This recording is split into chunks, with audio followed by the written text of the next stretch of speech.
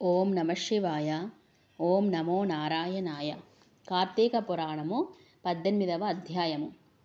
ఓ మునిచంద్ర, మీ దర్శనము వలన ధన్యుడనైతిని. సంశయములు తీరునట్లు జ్ఞానోపదేశము చేసిదిరి. నేటి నుండి మీ శిష్యుడనైతిని. తండ్రి గురువు అన్న దైవము సమస్తము మీరే. నా పూర్వపుణ్య ఫలితములనే కదా మీ బోటి పుణ్యపురుషుల సాంగత్యము తటస్థించెను. లేనిచో నేను మహాపాపినయి మహారణ్యంలో ఒక మొద్దుబారిన చెట్టునయుండగా తమ కృప వలననే నాకు మోక్షము కలిగినది కదా.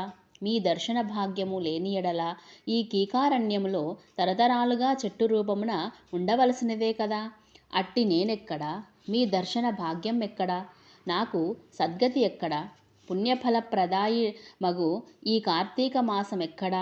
పాపాత్ముడనగు నేనెక్కడా? ఈ విష్ణువాలయమందు ప్రవేశించుడెక్కడా? ఇవి అన్నియును దైవికమగు ఘటనలు తప్ప మరొకటి కాదు. కాన నన్ను తమ శిష్యునిగా పరిగ్రహించి సత్కర్మలను మానవుడెట్లు అనుసరించి వలయునో దాని ఫలమెట్టిదో విశదీకరింపుడని ప్రార్థించను. ఓ ధనలోభ, నీవడిగిన ప్రశ్నలన్నీ మంచివే అని అందరికీ ఉపయోగార్థకమైనటివి, కానీ వివరించెదను, శ్రద్ధగా ఆలకింపుము. ప్రతి మనుజుడు ఈ శరీరమే సుస్థిరమని నమ్మి జ్ఞానశూన్యుడగుచున్నాడు. ఈ భేదము శరీరమున్నవరకే, ఆత్మకు లేదు. అట్టి ఆత్మజ్ఞానము కలుగుటకే సత్కర్మలు చేయవలెనని సకల శాస్త్రములు ఘోషించుచున్నవి. సత్కర్మనాచరించి వాటి ఫలము పరమేశ్వరార్పితము మొనరించిన జ్ఞానము కలుగును. మానవుడే జాతివాడో ఎటువంటి కర్మలు ఆచరించవలనో తెలుసుకొని అటువంటివి ఆచరించవలెను. బ్రాహ్మణుడు అరుణోదయ స్నానము చేయక సత్కర్మలను ఆచరించినను వ్యర్థమగును. అటులనే కార్తీక మాసమందు సూర్యభగవానుడు తులారాశిలో ప్రవేశించుచుండగాను, వైశాఖ మాసములో సూర్యుడు మేషరాశిలో ప్రవేశించుచుండగాను, మాఘమాసంలో సూర్యుడు మకర రాశియందుండగాను, అనగా ఈ 3 మాసముల యందు తప్పక నదిలో ప్రాతకాల స్నానము చేయవలెను. అటుల స్నానములాచరించి దేవతార్చన చేసిన ఎడల తప్పక వైకుంఠ ప్రాప్తి కలుగును.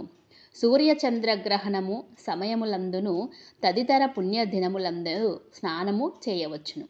ప్రాతకాలమున స్నానము చేసిన మనుజుడు సంధ్యావందనము సూర్య నమస్కారములు చేయవలెను. అట్లు ఆచరించని వాడు కర్మభ్రష్టుడగును.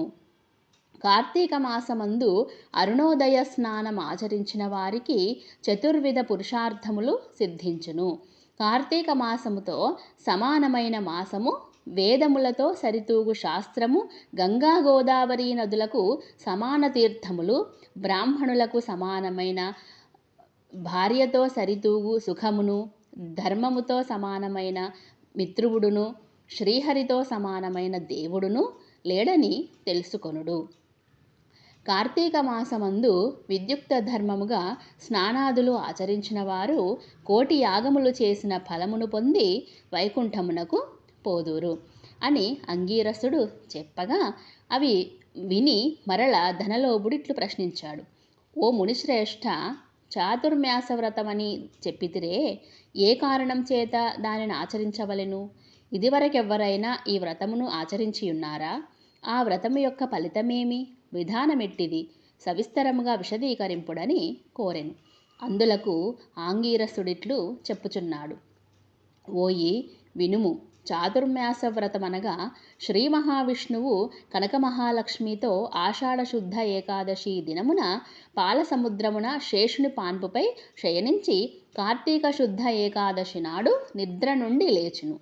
ఆ 4 మాసములకే చాతుర్మాస్య వ్రతమని పేరు. అనగా ఆషాఢ శుద్ధ ఏకాదశి, శయన ఏకాదశి అనియు, కార్తీక శుద్ధ ఏకాదశి, ఉత్థాన ఏకాదశి అనియు ఈ వ్రతమునకు చాతుర్మాస వ్రతమనియు పేర్లు.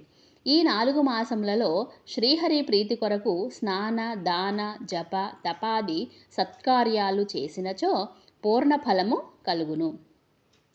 ఈ సంగతి శ్రీ మహావిష్ణువు వలన తెలుసుకొంటిని కాన ఆ సంగతులు నీకు చేయుచున్నాను.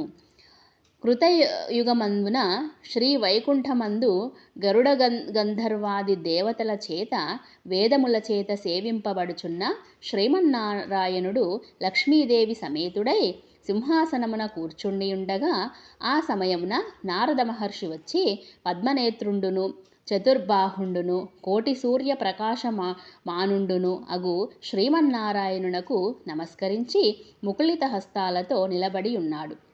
అంత శ్రీహరి నారదుని గాంచి ఏమియూ తెలియని వానివలే మందహాసముతో నిట్లనెను. నారదా, నీవు క్షేమమే గదా? త్రిలోక సంచారివైన నీకు తెలియని విషయములు లేవు.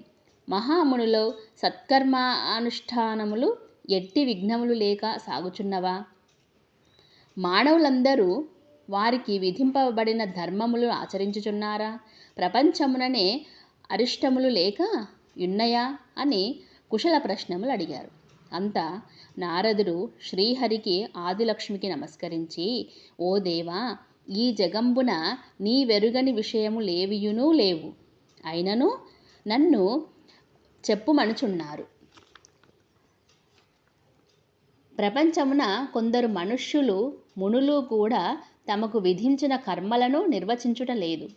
వారెట్లు విముక్తులగుదురో ఎరుగక లేకున్నాను. కొందరు భుజించకూడదనిన పదార్థములు భుజించుచున్నారు. కొందరు పుణ్యవ్రతములు చేయుచు అవి పూర్తిగాక మునిపే మధ్యలో మానివేయుచున్నారు. కొందరు సదాచారులుగా, మరికొందరు అహంకార సహితులుగా, పరనిందా పరాయణులుగా జీవించుచున్నారు. అట్టి వారిని సత్కృపతో పుణ్యాత్ములకు నరచి రక్షింపుమని ప్రార్థించను. జగన్నాటక సూత్రధారుడైన శ్రీమన్నారాయణుడు కలవరపడి లక్ష్మీదేవితో, గరుడ గంధర్వాది దేవతలతో, వేల కొలది మహర్షులున్న భూలోకానికి వచ్చి ముసలి బ్రాహ్మణ రూపంతో ఒంటరిగా తిరుగుచుండెను.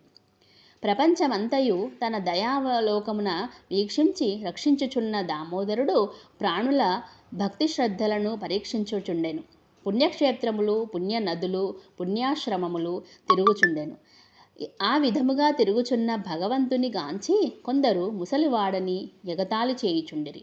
కొందరు ఈ ముసలివానితో మనకేమి పని అని ఊరకుండిరి. కొందరు గర్విష్ఠులై, మరికొందరు కామార్థులై శ్రీహరిని కన్నెత్తి అయినను చూడకుండిరి.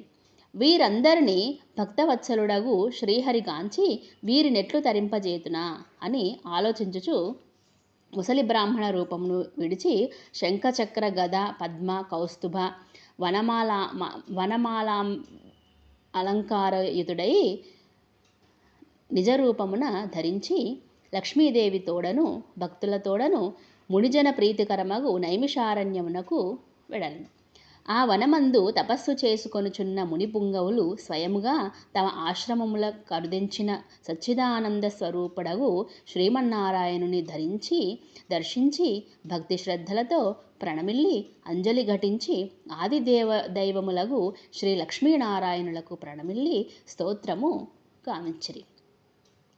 శాంతాకారం భుజగశయనం పద్మనాభం సురేశం విశ్వాకారం గగనసదృశం మేఘవర్ణం శుభాంగం లక్ష్మీకాంతం కమలనయనం యోగివృద్ధ్యానగమ్యం వందే విష్ణుం భవభయహరం సర్వలోకైకనాథం.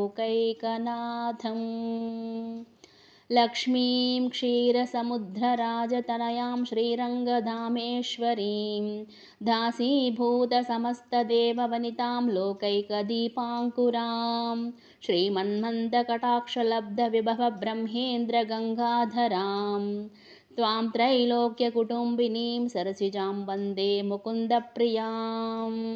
అష్టాదశాధ్యాయము 18వ రోజు పారాయణము సమాప్తము.